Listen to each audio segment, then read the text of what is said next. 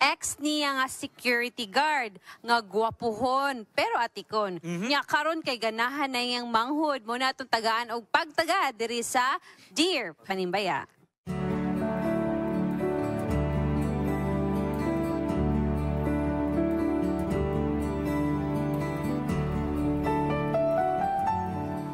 Dear Panimbaya, dami account lang nako ni. Na ako'y problema karon ba? Maglisod og ko og sulbad, mga ikog advice. Isa ko sa mga hapit na biktima sa adunay asawa. Security guard namo sa building nga akong gitrabahuan, pero wala jud ko kabalo nga anaa di ay siya'y asawa ang akong uyab. Natingala na lang ko kay naay nag-ingon sa ako nga pamilyado daw ang akong uyab. Unya karon nagbulag nami. Magsigi gihapon siya ganhi sa balay pero dili nami magtingganay unyang iyang close na pod karon ang akong manghod nga 20 years old. Wala kabalo ang akong pamilya nga nagkauyab ni aning tawhana. Unya pamilyado ni akong manghod murag ganahan pud siya ani ug di na maminaw sa amoa. Mahalo ko basig maparihan na pud siya sa ako nga mabiktima. Kini si guard gwapuhon ni unya atikon. Ang iyang ingon wala sila nakasal og bulag na atong asawa niya pero wala pud sila anak. Murag ako manggod nakagusto aning tawhana. Unsaon ako siya pag-ingon nga dili magpadala sa istorya aning tawhana. So muna ato ang sitwasyon mga kapaglaom no. Iyang ex-security guard unyang iyang manghod. Ganahan na. Basta secure, pero pamilyado. Unsa to kuya? Split lover, basta security guard. Basta security. Dili na day driver? Apil naman na siya. Napil na itong security guard. Nagaling teacher? Oo. Basta teacher si lover? Di ba siya rin? Ito mga paglaman na pagtagan, mga ikog advice, ano nila. But first, ato asang adtuon, ato ang mga single people on the other side. Mga tagtabag nila sa patilang takeaway. Shireen. Trisha, lagi dili single na rin. Oy! Wait na! Tapok ito nila. Okay, for that, sige, atong gusto na ko una akong pangutana si Chelsea. Chelsea, ganda. Chelsea,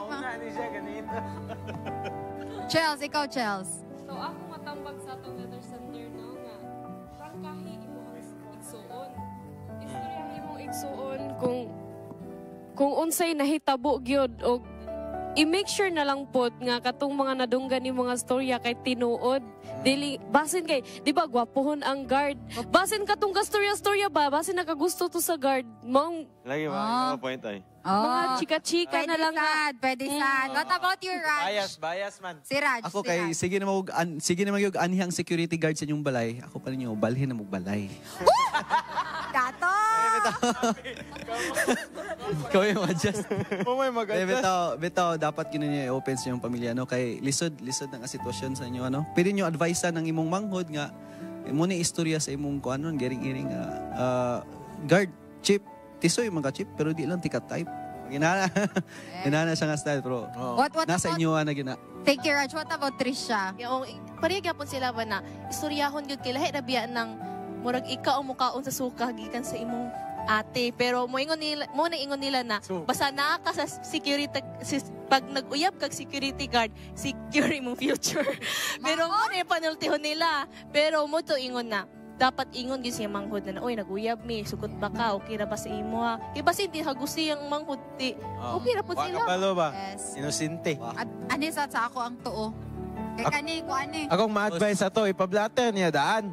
Kaya basin magkinaon sa katog yung sikyo, di dapat iyang ingnan niya ang pamilya nga ay na napasudla sa tong balay kay naniatraso sa ko. Or mag-hire na mo siya kaganingong security. Security. Pareha ta Trisha, bitaw Attorney General Lechon, nasa sa'yo matambag ani attorney. Like, pagbasa na ako pagbasa na ako sa issue ba kay wala ko makita pero ang butang ng issue kay first of all ang kanang asawa security guard allegedly na asawa man di ba?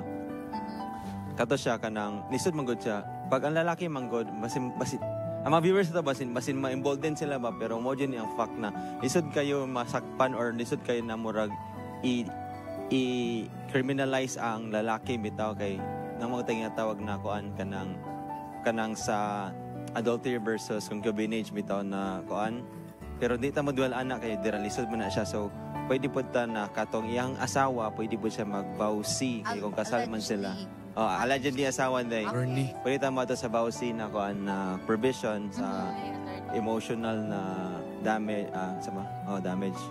Emotional na aspect pwede ta dadto, pero kuan na siya, depende po na siya sa facts, no, kay murag wala pa kay nahatag kayo, pero kung murag dili magod kay her say ramang gyud nga atay asawa. Exactly.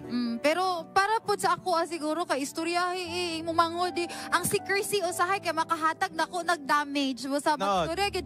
Kung istorya gyud sa kuya, istorya gyud ang tinod nga nako nang nauyab nanado na asawa. Tugan gyud, waya so makumkom. Kay lisod kaayo ang iyaro gang danger mabutang pud ang yamanghod. So no, you should not share the same danger and the same fear. Go and live in harmony. Atiping, okay. Namitari atiping. Tama, yun na, Sharin. Istorya yun na to atong mga pagbati. Yeah. Tama ba ko, Sharin? Yes or no? Depende. Depende. Alam siya, depende. Thank you so much sa inyong mga advice. No, dili na sa tang aside. Muna na ko pong dos, Kuya Wing. Kuya. Kaning security guard, looy po baya kayo. Inyo lang yung isisi tanan. Kung naay mga tulis, security guard. Kung naay mga wallet, mawala, security guard. Mga building nga nga daot, security guard. Pati sa gugma, karon security guard na po niya pasanginlan. Looy po na sa side sa security guard. Kaya basin po, susiyon mo to ganina, ngayon nga pagsusi mo, imbestigahe, kung minyo ba na siya dili. Kaya basin, wala na siya na minyo, single na siya, niya bulag na siya mga karelasyon na ito ni Agi. Luoy po ng security guard. Taga po na itong chance ang mga security guard kay gamay kasikas, matar ba na sila.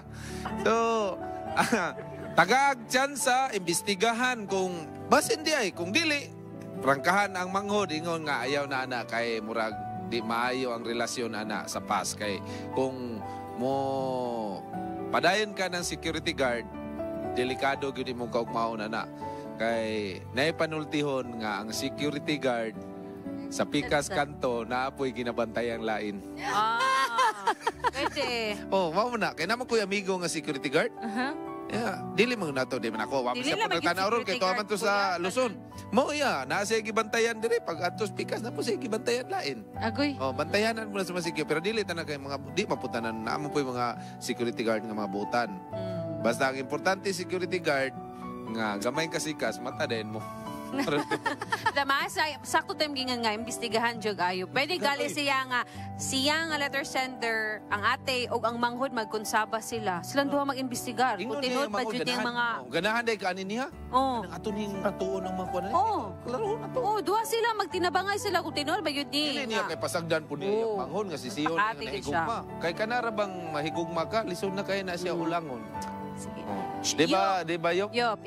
Mga kapaglaom, we are not generalizing hangat tanang security guard. Ang letter sender mong yung capitalize mga security guard. Pero we are not generalizing at tanang security guard. But para sa atong letter sender, pinakaunang sayop ni mo, waka nagsaba. Ang ikaduha, kaingon kong mura, managteleserye ilahang sitwasyon. Uy nga, sunod after niya, igsuon na pod. Di ba, murag sa TV raman na mahitabo ng inana kay kung ikaw pod, ikaw nga uyab, murag maulaw po ka mo ato nas balay, manguyab na po ka sa manghod. Murag maglain. Pero kay nahitabo naman ni diya sa inyo, imog yung pamatho ng imuhang igsuon nga.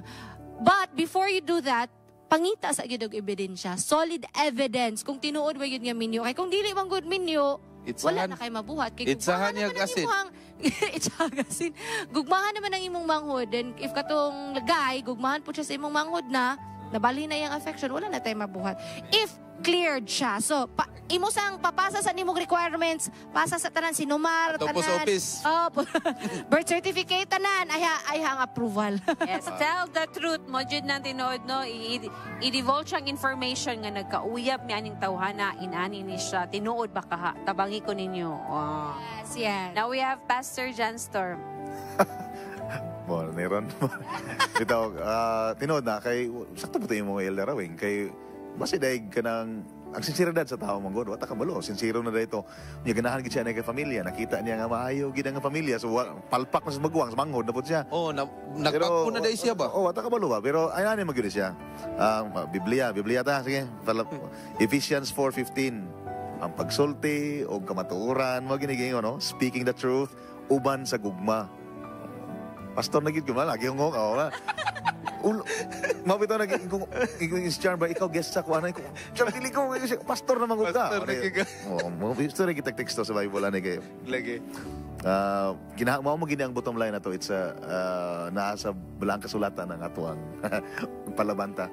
Nga butangan na to og sulti nas tinuod yun. Wala gi kumo sa pag-ayo nga pag-istorya. Seryoso bitaw. Sama sa pagingon sa akong asawa sa ko lingkod re. Minyuan ko nimo dili. Ano ba tinuod ba nga? Seryoso bitaw kanang walay atik-atik. Prangka-prangka ta dire. Istorya tas tinuod. Uban sa gugma. Uban sa gugma. Kay more gid na siya maayo gid ang mapaingnan na nga. Bible mo gyud nagingon na saad man na sa Ginoo. Nga basta mag-istorya ta, sulti kas tinuod, sulti pa tinuod sa mangyod. Kay anak wala kasing-kasing. Correct. Kilatan pa kasi Ginoo diaron. Bitaw, minuang na istorya pero honesty sa in our conversation, mao na gini makahatag sa kasulbaran sa tanan. Tinadanay ko kay wata ka balo, moingon ang laki tinuod naguyab ka. Pero murag paminaw nimo gilad man tika so di naman kasako sa imong manggod ko niya. Seryoso po niya ako. So wata ka balo, ano na ba? So honest na gid nga pakig-istorya sa gusa-gusa. So ano lang na siya ko. Gikilig siyo pag yung lingko diya magpakasalta. Makoy kay mo ni Daryl. Uy, duloy. Lingko diya. Gawi so ko pura magtulis. Tininood God, kinasing-kasing tininood nga pag-istorya. Kinasing-kasing niya. Speak the truth with love, with your heart as well, mga kapaglaom. Huwag ka nang imo ang manghod tabangan jud nato na nga matambagan pod siya. Kato ingon nimong imbestigar sakto gito. Yes, imbestigar nato. Magtinabangan gid sila maigsoon, magkonsabo mong duha. And that and sometimes and the truth will save you. The truth will set you free. Yeah, and will eventually save you, no? So dili gid kalimtan po niya nga kamong mga babae NBI biya mo. Yeah, tinuod na. Uy, di ba? Mayong history. Nga taas kay mo mga radar. Ang history taking na mo, kuya. Ang inyong mga radar, labaw pa sa uk-uk. Yes, we have this, kanang skillful mangguning babae. The views and opinions expressed in the program are those of the hosts and guests, and do not necessarily reflect or represent the beliefs and teachings of the program, the network, and the Seventh-day Adventist Church.